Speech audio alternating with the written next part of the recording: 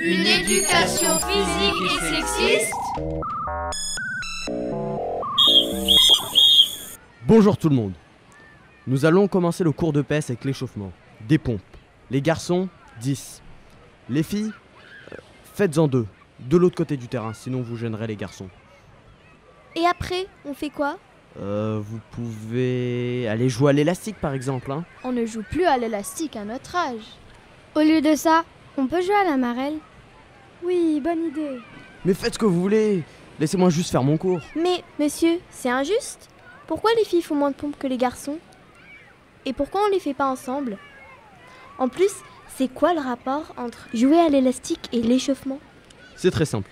D'un point de vue physique, les filles sont faibles et les garçons sont forts. C'est logique. Je sais que tu ne comprends pas, mais j'ai raison. Mais monsieur, tous les garçons n'aiment pas faire des pompes.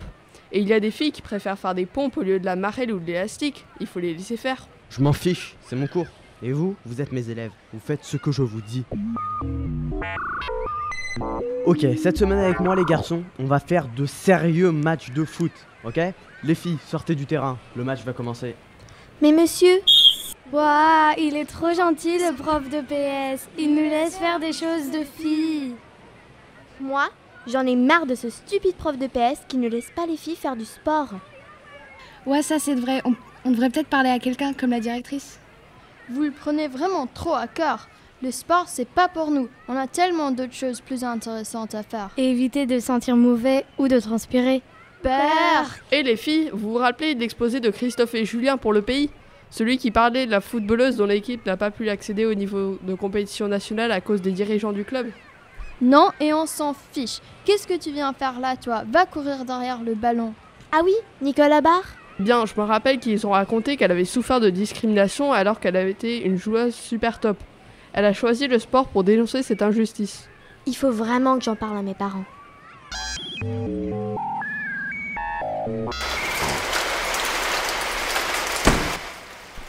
Coucou maman, désolée pour le retard. Le bus était bloqué. Pas grave. Bah alors dis-moi, comment s'est passée ta journée? Tu n'as pas une mauvaise note au moins? Non, pas de mauvaise note. C'est juste le prof de PS qui m'agace profondément en envoyant les filles, dont moi, faire une manucure au lieu de jouer au foot. Le professeur de PS? Pourtant tu es forte en foot. Cela s'est-il reproduit à plusieurs reprises, mon trésor? La dernière fois, il était question de faire seulement 2 pompes pour les filles et 20 pour les garçons. Alors qu'ils ne sont, comment dire, que des éponges sur pattes. Niveau enthousiasme, 0 lorsqu'il est question de faire des pompes. Et je peux lister encore des dizaines de cas comme ça. Quel temps de chien, je suis trempée. J'ai dû attendre le bus plus de 20 minutes sous la pluie.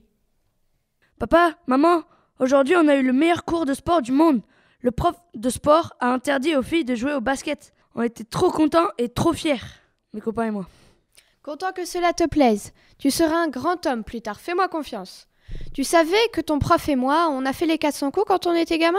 Alors, vous aussi, il vous a fait ça? Pourquoi tu dis que c'est la meilleure séance de ta vie? C'est un peu injuste pour les filles quand même, non?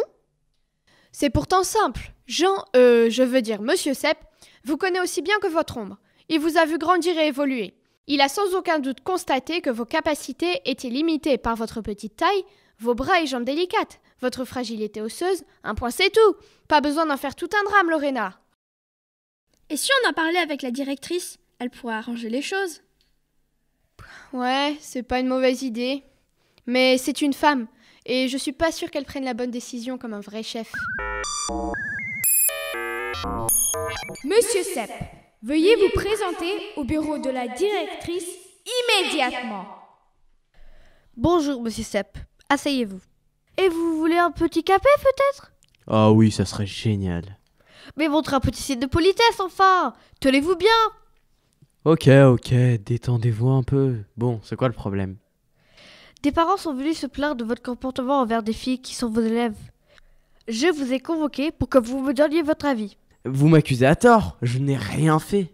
Pourtant, l'une de vos élèves se sent très démotivée en EPS. Démotivée à cause de ses propres forces physiques? C'est facile, elle n'en a pas. Est-ce que vous êtes au courant que ce que vous avez fait est inadmissible? Ceci est intolérable dans notre établissement qui est mixte et qui travaille pour l'égalité des filles et des garçons. Les enfants ont les mêmes capacités. Aucune raison que les filles ne puissent pas jouer au foot, au basket, aussi bien que les garçons. Depuis toute petite, on la met dans la tête que les jeux plus calmes sont plus adaptés pour elle. C'est honteux de mettre en application ces préjugés dans vos cours de BS. Mais les filles ne savent même pas tirer dans un ballon. Elles n'ont aucune coordination dans leurs mouvements. De toute façon, elles sont plus fortes en danse classique ou en GRS. Mais arrêtez avec ces clichés! Le monde a changé et tout le monde reconnaît aux filles les mêmes possibilités qu'aux garçons. Elles ne savent même pas faire une pompe. Mais c'est parce que vous ne leur avez pas donné la chance d'essayer. Maintenant, taisez-vous. Non seulement vous êtes sexiste, mais votre comportement envers moi est intolérable. En conséquence, vous serez donc... renvoyé. Ah oui, j'allais oublier. Monsieur Sepp, savez-vous faire une pompe? Bah oui, quand même. Décidément, vous êtes lamentable comme professeur de PS. Dehors! En conclusion, les élèves ne se sentent pas toujours concernés par le sexisme. Les professeurs et les parents peuvent eux aussi être sexistes et blessants envers les plus jeunes. Le sexisme est un acte puni par la loi. Les filles sont souvent discriminées à cause de leurs compétences sportives, comme ce que l'on a vu lors de cette pièce démontée. Nous ne voulons pas d'une éducation physique et sexiste, ni d'un monde sexiste. Halte au sexisme et à toutes les discriminations. Lors d'une séance en cours de français, nous avons parlé du sexisme envers les femmes. Et puis, nous avons inventé un nouveau mot, féminisme. Ce mot permet de rassembler les hommes et les femmes, contrairement au mot féministe, qui sonne vraiment comme le mot femme. Nous avons décidé que ça serait notre mot logo. C'est un mot qui vient de notre imagination à tous et à toutes, en classe de 5e. Nous sommes tous et toutes pour une éducation féministe et non sexiste.